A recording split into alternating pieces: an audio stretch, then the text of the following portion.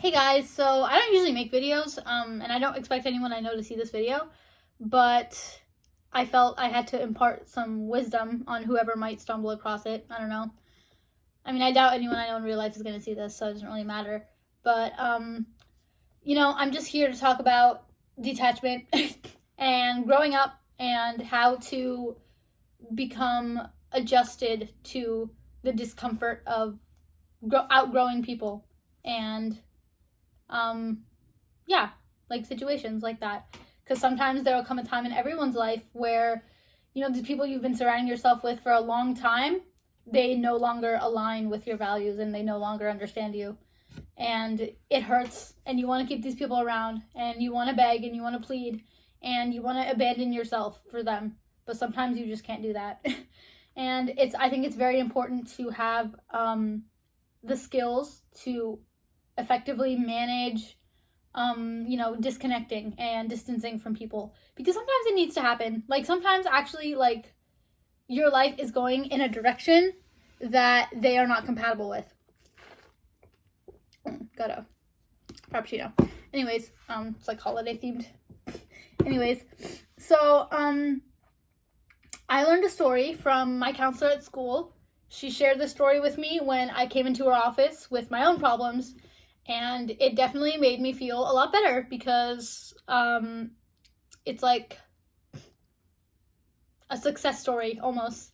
And what she told me is that when she was a freshman in high school, she had this group of friends that she had been friends with for years, like literally since elementary school, like 8 or 9 years. So like since kindergarten, she had been friends with these girls, right?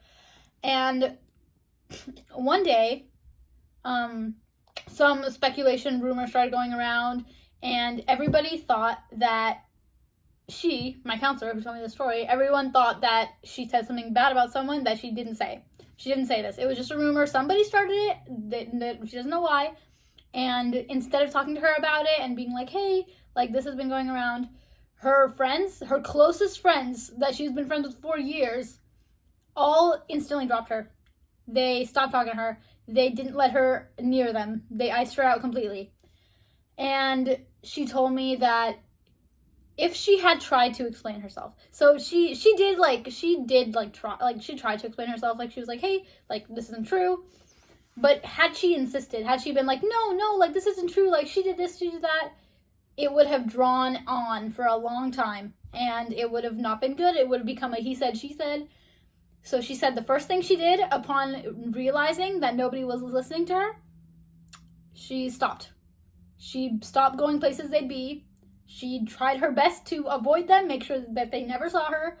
She she got out of her comfort zone. She started getting closer to people that she maybe didn't know that weren't involved with these people in this situation. She found a new lunch table with some nice people. She had the courage to just get up and sit down with them, introduce herself, and they welcomed her with open arms. And she told me that had she not detached from these people, that her friends of years that had been doing these things to her and being mean to her and not listening to her, then she would have been miserable, because it's obvious that these people don't actually care about her. They don't listen to her perspective. They just believe the first lie that they hear about her. And she told me that in order to effectively forget something and let it leave your life, you have to be willing to leave it behind and move on and look for new things. And dwelling will just never help. And I was in her office talking about my thing for an hour. My counselor, let me tell you, she was sick of me. And she let me vent to explain things to her. She let me vent for as long as I had to explain the entire thing to her. But the second she felt me overthinking, the second she felt me ruminating, or just like staying stuck on one thing, she sent me back to class. She told me, Studi, I told you everything I need to tell you. You need to learn. You need to go to class. If this is affecting your studies, you are always welcome to come right back.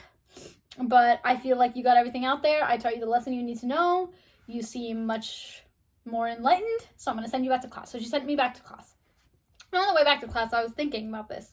And I was thinking about every time in my life where maybe I was misunderstood, Maybe I was wrong. I can be wrong. People can be wrong.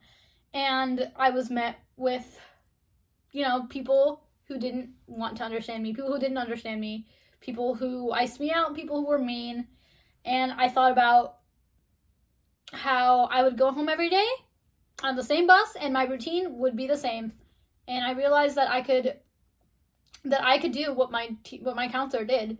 Like, I didn't have to sit here and ruminate. I didn't have to write paragraphs explaining myself. I didn't have to do this and that. I realized I tried to explain myself. I outgrew these people. They don't understand me. And I just went home. I did my routine. I did my self-care, whatever. I studied and I went to bed. And that's anything I would have done on a normal day. So really, my life didn't change for the worse. My life didn't change for the worse. I was no longer around these people that had the potential to talk so bad about me. I was by myself, and I realized I had to be the kind of person who never talked bad about myself. I had to be the kind of person that didn't self-deprecate, because I am the only person I'm ever going to be truly with for my entire life. Like, I am the only person that is guaranteed to be with me, no matter what. So I should be kinder to myself. And I realized that a little bit late. I'm 17, but I realized that a little bit late. And, maybe it would have been better if I realized it a little earlier. But, it taught me a lot about, like, society and, like, loneliness. Because we treat it almost like a disease, like how to cope with loneliness, how to do this with that, with loneliness, how to do this and that. But the universe will always bring people to you. Like, there are periods of your life where you will be alone, but like, those will never last. So you should, instead of treating it like a disease to be cured, you should treat it like something that is rare, and you get to experience being alone. You get to experience not having to think about anyone else, only thinking about yourself. That is such a privilege. That is such a privilege to only be able to think about yourself. Because think about people who are stuck in abusive marriages. Think about people who are stuck with kids they didn't want. These people don't get to be alone.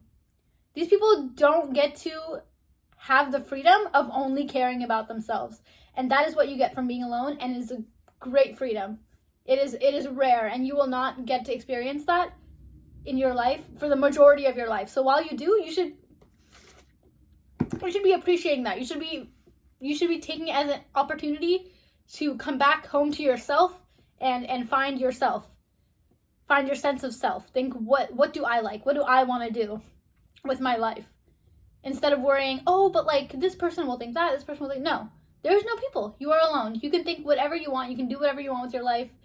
And even though being alone can be painful and it can suck, and, it's even worse when, there's been a misunderstanding and maybe people don't like you. Maybe people around, people like in your circle, maybe they don't like you because things have been going around. As long as you come home to yourself, you look in the mirror and there's you, and you're kind to yourself, and you come home and you take care of yourself. You do what you would do for yourself as whatever you would do for your friend if they're sick or drunk or hungover. Whatever you would do to care for them, you come home and you do it to yourself. And that is the best way to truly be appreciative of loneliness. It's not a disease to be cured. It's a blessing. It's an opportunity to come home and think only about yourself. It's an opportunity to learn about yourself, which not only benefits you, but benefits people who come into your life later, because you will be able to not only impart your wisdom on them, but teach them like an example. Like, how could I come home to, how can I find myself? And I think that is an important lesson. And if something happened to you and you're alone, and, maybe it's a breakup, maybe it's, distance, growing apart, friendships, maybe you're moving to college, whatever. Just take this opportunity of loneliness as a blessing and not a disease. Thank you.